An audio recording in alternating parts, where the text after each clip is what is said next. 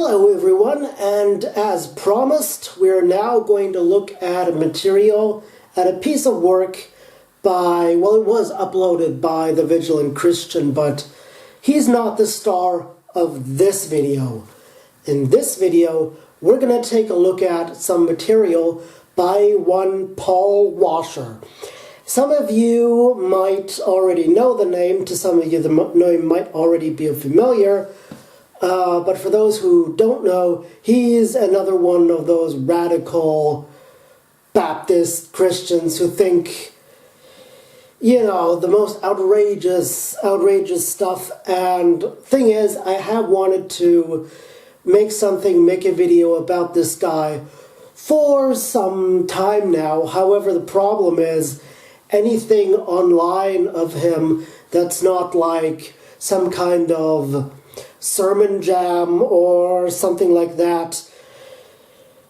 Yeah, everything that all of his sermons, his speeches, whatever, they're all like an hour and a half long, and subsequently there's also a ton of bullshit in them, which of course means this would take, if I actually were to take a stab at that, that would mean a considerable amount of time to debunk, and honestly, I just don't have that time to do it. However, thankfully, quite a while ago, the Vigilant Christian uploaded a sample of one of Paul Washer's sermons where he talks about one of his favorite topics, Christian persecution, and I've already talked about that before in one of my videos, and we're just going to have to deal with this again because that's just unfortunately something that these types of Christians just love to ride. They just love to ride the persecution bandwagon, even if there's no persecution at all. So yes, let's dive into the madness. The church in America is going to suffer so terribly. And we laugh now, but they will come after us. They will come after our children. They will close the net around us while we are playing soccer mom and soccer dad, while we are arguing over so many little things and mesmerized by so many trinkets. The net even now is closing around you and your children and your grandchildren, and it does not cause you to fear. Okay, so we're not even 1 minute into this thing, and already we have two brands of stupid. Let's start off with the first thing he said, the church in America. Well, yeah, of course you have to realize that people like Paul Washer and the Vigilant Christian, who of course I assume is a big fan of Paul Washer and thus shares a lot of his ideas. These people are the typical people that believe that only their denomination is, you know, real Christianity and everything else is fake. So yeah, Catholicism, which counts for over half of Christianity, all the Catholics from Quebec to the Philippines, from wherever they may be from, they're not real Christians, and neither are the Mormons, you know, those 12 million, 13 million Mormons that they got in Utah, and neither are the Jehovah's Witness, or the Coptics, or, you know, all of those other Protestant denominations. They've got it all wrong. The only way to heaven is to be a Baptist. According to them, at least. According to Paul Washer and, you know, according to those people, at least. But the second problem with this, and you're probably already way ahead of me, the church in America is facing persecution. The church in America will suffer so terribly. Now, I don't know if he's living on the same planet as I am and you are, but last I checked, roughly 80% of the United States describe themselves as being Christian, and roughly 40, 45, 50% describe themselves as believing in a literal interpretation of the book of Genesis. Let me repeat that again. In this country, the United States, circa 50%, that's 150 million people, believe in a literal interpretation of the book of Genesis. Christian persecution in the US? Blow me.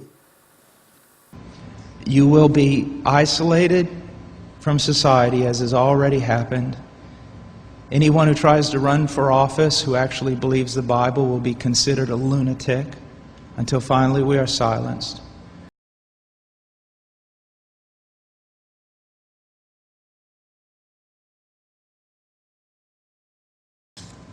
They've already come after your children, and for most of you, they got them. They got them through the public schools and indoctrination, and the university and indoctrination, and then you wonder why your children come out not serving the Lord. It's because you fed them right into the devil's mouth.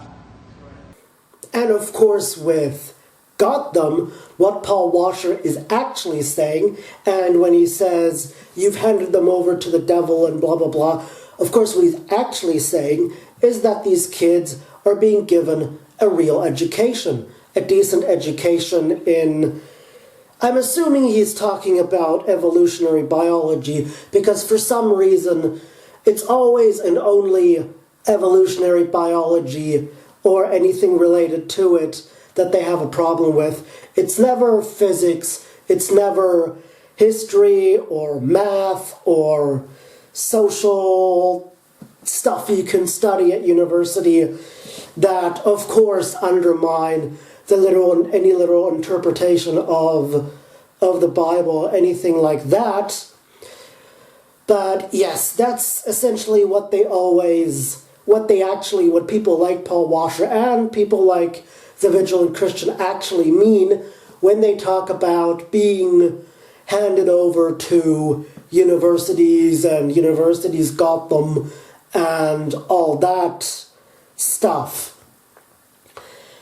Now, regarding this subject, I know I shouldn't actually reiterate that, seeing how it's been said millions of times on YouTube, on other sites, offline, to these people, in person, but yeah, we're just going to have to get through that again. Now, for all those who don't understand this, the United States Constitution has what's known as the Establishment Clause. The Establishment Clause says that the government can't promote one religion over any other.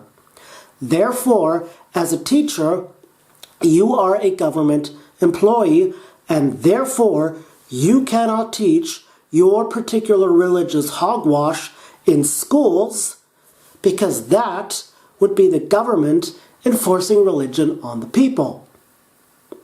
Got that? Good. They were martyred, and they were persecuted as enemies of the state, as child molesters, as bigots, as narrow-minded, stupid people who had fallen for a ruse and can contribute nothing to society. What? I mean, seriously, what? Okay, we're gonna have to break this down a bit because there's just too much stupid in this. And yeah, I don't want my dear viewers, to end up in the hospital after this. Let's start with the first thing about the whole bigots thing. I mean, I don't know about you, but the vibe I got from this is that apparently he thinks that all those people who came out and talked about them being molested by priests or even sexually abused by priests or being abused in orphanages and all of those things that have come up since 2011, the vibe I'm getting here is that he apparently thinks that, like I said, the vibe that I'm getting, this is just my assumption of what he means, I could be wrong about this, but is he implying that all those people simply made that stuff up? Just made that stuff up to somehow, for some reason, get against the church and just, smear the church? Is that what he's getting at? I mean, if that is what he's getting at, then yeah. And he wonders why people don't like him. As narrow-minded, stupid people who had fallen for a ruse and can contribute nothing to society. Now, why is that? Why would we say that people like, say, the Vigilant Christian or Paul Washer or any of those people don't contribute or can't contribute anything to society? Could it be because there is absolutely no peer-reviewed article on creationism by a creationist anywhere? Like, seriously, there is not one. Like, nothing. There is no legitimate scientific research in favor of creationism. Seriously, there is none. And secondly, of course, there is something that I want to point out, again with reference to this whole persecution nonsense. It's not persecution if someone hands you a bucket of water, a bucket filled with water, and then asks you to show how a gushing torrent of water created something like the Grand Canyon, as you claim the flood of Noah does, and then you can't do it because physics doesn't fucking work that way.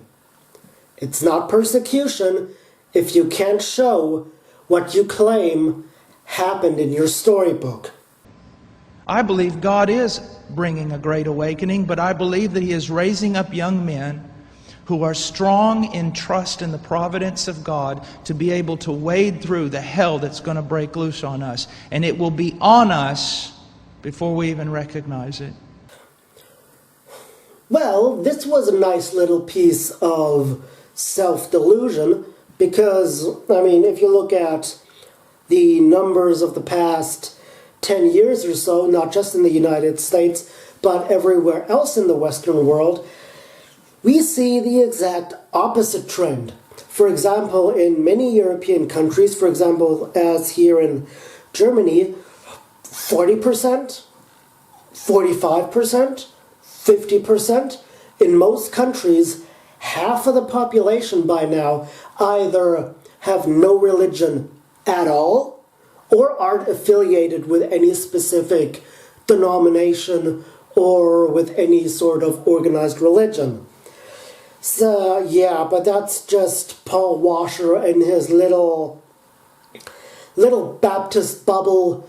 Because, yeah, these people, or I could be wrong, he could maybe even know full well what's going on, and as I just said, maybe just a comfortable bubble of delusion that they still want to portray, even though reality is entirely different. Apart from a great awakening, these things are going to come upon you.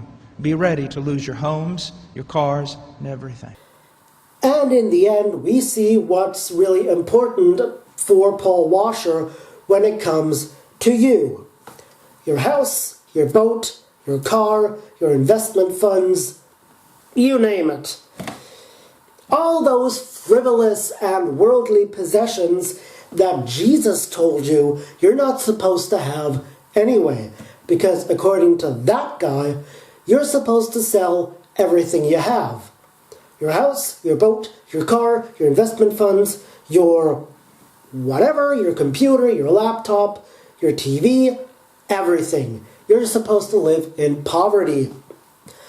But again, of course, that just shows the blatant hypocrisy and the blatant cherry picking that people like the Vigilant Christian and Paul Washer will like to do. They'll take anything that supports their agenda, but when you actually talk to them about the other things that Jesus said, for example, if you want to follow him, you have to leave your family, you have to be able to, gouge out your eye if you've been sinful, and all of that stuff, that's completely ignored because that doesn't fit with the political or personal agenda this specific individual, whoever they may be, it doesn't fit with that. Yeah, so in summary to this whole video, this whole offering of his, or should I say the Vigilant Christian, because it's on his channel, Paul Washer isn't being persecuted. Mr. Washer, you're not being persecuted. You're being stupid and irrational. Yeah, so this was my little video debunking that piece of ilk. And I wish you, the viewers, a good day, good night, good evening, whenever you're watching this, and I'll see you in the next video. And in one of the next videos, as I said, we're going to take a look at TVC's video about why he thinks that crazy Austrian man from the 40s was a Illuminati, Satanist, Aleister Crowley worshipper, even though Aleister Crowley wasn't even born at that time, I don't think. But of course, we're going to take a look at all the evidence to the contrary. For example, all of Hitler's table speeches, all of the comments made by his contemporaries. We're going to take a look at, of course, his Cecil Rhodes fan fiction, Mein Kampf. What he wrote about God and Jesus and blah, blah, blah, blah, blah. And that thing proving 100% without a shadow of a doubt that crazy Austrian man from the 40s did in fact believe in Yahweh, Allah, Abba, whatever, and even was, according to our definition, in fact, a creationist. So, be on the lookout for that, and we'll see each other in the next video.